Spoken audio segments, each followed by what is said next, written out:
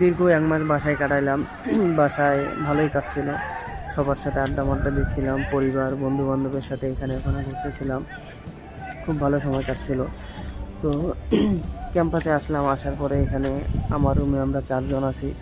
একজন হচ্ছে কুষ্টিয়ার, একজন হচ্ছে গোপালগঞ্জের স্থানীয়, আরেকজনের বাড়ি হচ্ছে চাঁপাইনবাবগঞ্জের, আরও বাকি আছে, ওরা এখনও আসে নাই। তো আসার পরে খাওয়া দাওয়া নিয়েও কষ্ট হচ্ছে মোটামুটি। এখানে বাইরে খাওয়ার লাগতেছে হোটেলে, ডাইনিং এখনও চালু হয় না।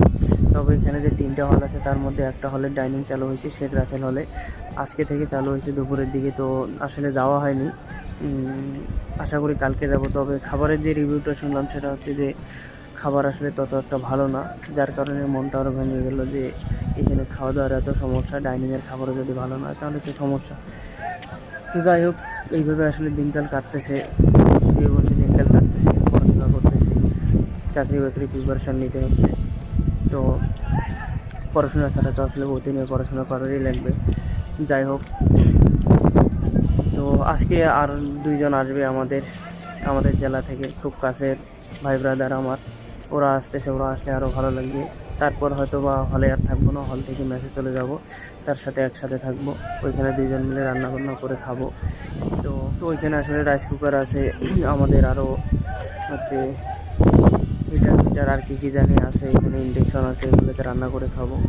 তো যাই হোক, সমস্যা নেই। ও আসলে 2 জন একসাথে মিলেমিশে থাকবো, খাবো দাবো, আর আমাদের কিছু কাজ আছে সেই কাজগুলো করব, মাঝে মধ্যে পড়াশোনা করব।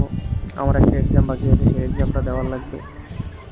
তো এইভাবে আসলে দিনকাল কাটানোর লাগবে, কিছু করার নেই, যেহেতু ক্লাস পরীক্ষা সব কিছু বন্ধ। তো বেকার সময় আসলে কাটাইতে হচ্ছে। যাই হোক, আরও একজন ঢাকায় আছে, মামুন, ও আসবে কয়েকদিনের মধ্যে। ওর যদিও আসার কথা ছিল, কিন্তু ওর বাবা মা নাকি আসতে দিতেছে না, যার কারণে আসলে সে আসতে পারতেছে না। তো সেও ট্রাই করবে খুব তাড়াতাড়ি আসার, কারণ আমাদের অনেক কাজ আছে, সেই কাজগুলো করতে হবে।